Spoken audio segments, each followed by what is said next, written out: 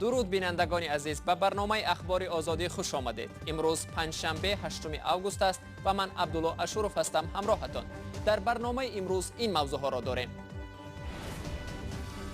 پس از عملیات ناکام در قایتاش، پرزیدنت های قرقیزستان همدیگر را در پایمال کردن قانون ایبدار کردند. در این مجتمع تنها آتنبایف سلاح داشت. من آگاه کرده بودم که سلاح دارد. من این را از آن سبب میگویم که بعد کسی را از محافظان منزلم گناهکار نکنند. دادگاه ناحیه سینای شهر دوشنبه مرافعه وکیل مدافع را که ادعا کرد شکنجه شده است به تأخیر گذاشت. دریای ورزا به پرتوگاه تبدیل می شود. ساکنان از کمبودی پرتوگاه ها شکایت دارند.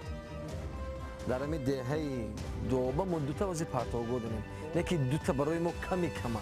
ما در مینیمال باید 5 تا 6 تا باشد. سارانبای جیمبکوف، پرزیدنت قرقیزستان الماسبک اتنبایف همتای سابق خود را به دغلانه ویران کردن قانونها از جمله کنستیتوسیای کشور ایبدار کرد. روز گذشته 7 آگوست نیروهای ویژه کمیته امنیت برای بازداشت اتنبایف به خانه او در قایتاش دهه در کنار بیشکک رفتند، ولی عملیات بازداشت پرزیدنت سابق به مقاومت شدید دچار شده ناکام ماند. خود اتنبایف امروز در یک اظهارات برعکس مقامداران را به پایمال کردن قانون ایبدار کرد که بدون گناهکار اعتراف شدن او از سوی دادگاه برای بازداشتش آمدند.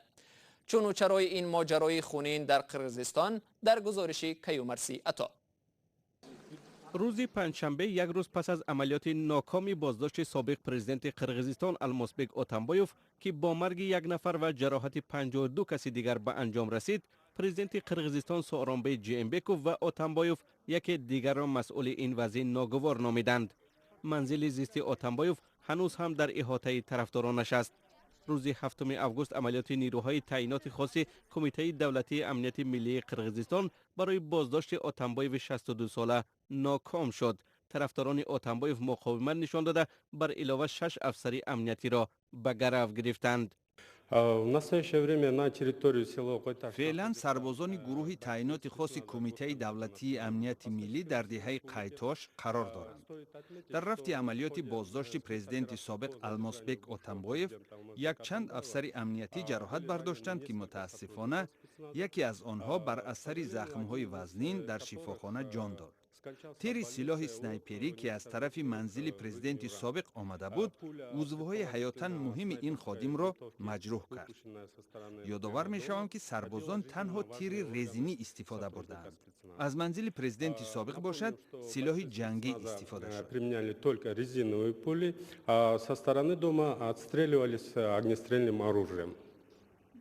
اتنبایف نیروهای دولتی را به پایمال نمودن قانون ایبدار کرد. در این مجتمع تنها اتنبایف سلاح داشت. من آگاه کرده بودم که سلاح دارم. من این را از آن سبب میگویم که بعد کسی را از محافظان منزلم گناهکار نکنند.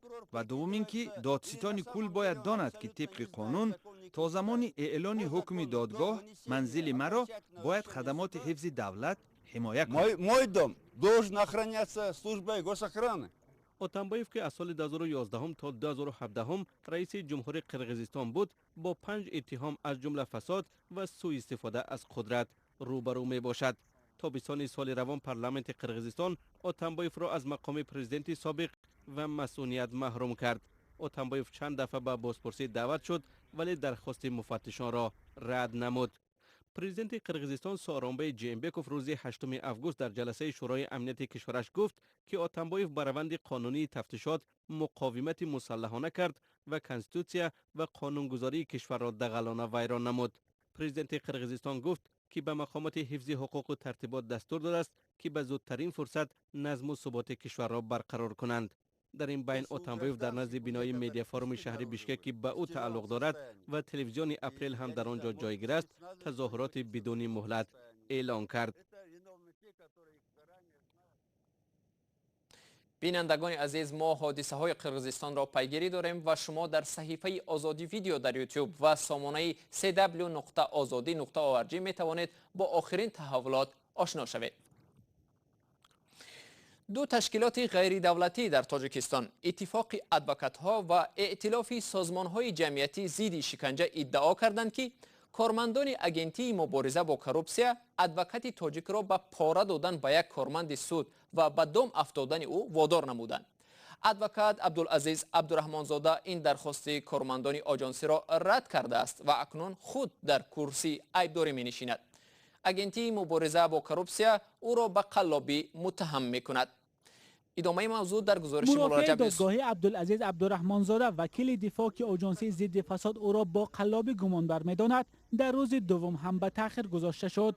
آژانسی مبارزه با کروپسیا عبدالعزیز عبدالرحمنزاده را با آن گمانبر می‌داند که گویا از سیمراد سیدوف یک ساکن ورزاب $500 طلب نموده است. حالا 15 وکیل دفاع از حقوق‌های این ادوکات در دادگاه حمایت می‌کنند. به گفته وکیلان دفاع مبلغی به عبدالعزیز داده شده در اساس شرطنامه حق کار ادوکات بوده است و قانون این را منع نمی‌کند. در حالی که سازشنامه بسته می‌شود موجود بودن هم گونه جنایت علیه این کار کرده میشه. سازشنامه بسته شده است، نو بسته از اون اما مبلغ در تاریخ 17 سال 2019 به ادوکات میدهد، درسترش به بالای میزش میگذارد و هنگامی که سازشنامه آماده شده نسخه اول رو امضا میکنه و گرفته از در میبرد و کارمندان فوری در اومده ادوکات مورد دستگیر میکنه. به گفته وکیلان دفاع بعد بازداشت عبدالعزیز عبدالرحمنزاده برای آنکه طلب کارمندان آژانسی ضد فساد درباره پاره دادن به یک دادرس را رد کرد شکنجه شده است و علاوه بر آن به ضد خودش پرونده جنایی باز کردند. در همه حالتی دستگیر کردن پس از اون نسبت وی در حقیقت هم واقعا همین شکنجه تدبیر شده است در حجره کاری وی. روز 8 آگوست برای فهمیدن موقع آژانسی مبارزه با کروپسیا در مورد لطوکوب عبدالرحمنزاده از طرف کارمندان این نهاد به آژانسی مراجعت کردیم. مقامات آژانسی نظارت دولتی مالیوی و مبارزه با کروپسیا حاضر نشدند قضیه را به خبرنگاران رادیوی آزادی شرح دهند و موقع خود را در این باره روشن کنند. خود عبدالعزیز عبدالرحمنزاده از سوی کارمندان ریاست این آژانسی در شهر دوشنبه بازداشت شده است، ولی نخست در ریاست آژانسی در شهر دوشنبه به ما گفتند که در سر ریاست این آژانسی در محله 46 شهر دوشنبه قضیه را به شما شرح خواهند داد، ولی ما حالا که در اینجا قرار داریم یگان مسئول این آژانسی حاضر نشد به خبرنگاران رادیوی آزادی شرح دهد که نظر آژانسی درباره بازداشت وکیل دفاع عبدالعزیز عبدالرحمنزاده چی است. در صورت شرح دادن این مسئله از طرف آژانسی نظر آنها را هم نشر خواهیم کرد. کمیسیون بین المللی حقوقشناسان نیز خواستند مسئله شکنجه شدن عبدالعزیز عبدالرحمنزاده جدا تفتیش شود. 10 سال باز مودو فال نام شخص با عادت پرتافتن ظرف و خلطه های پلاستیکی مبارزه میبرد. او از پلاستیک قبایه پوشیده به نورسان سنگال فرهنگ حفظ محیط زیست را می‌آموزاند. او با کودکان می‌فهماند که پرتاب‌های پلاستیکی محیط زیست را رسوا نموده باعث فوت هزارها حیوان در اقیانوس خشکی می‌شوند. فعلا 34 کشور افریقایی استفاده اشیای پلاستیکی را به قدر کافی محدود کردند. برای مثال کنیا برای استحصال و استفاده مواد پلاستیکی تا 4 سال زندان و معادل $40,000 جریمه مقرر کرده است.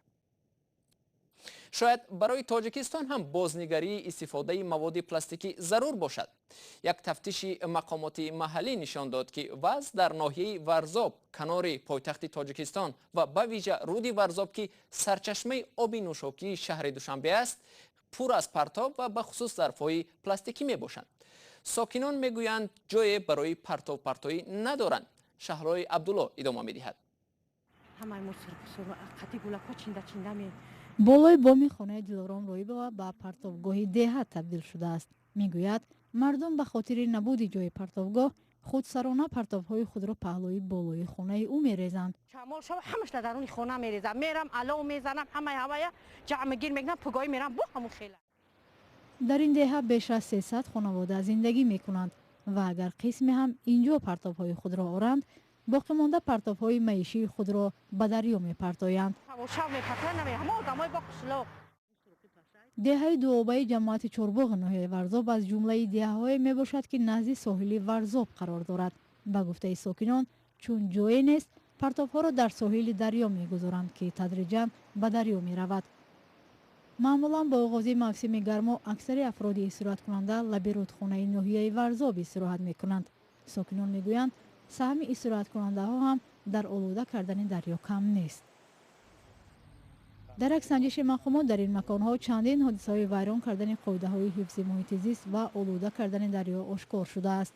қисман партовҳои пластикӣ баъд аз обҳои нӯшида мисол дар ҷойҳои номаъян пахта шуда. нисбати камбудиҳои ҷойшуда протоколҳои вайронкунӣ маъмулӣ тартиб.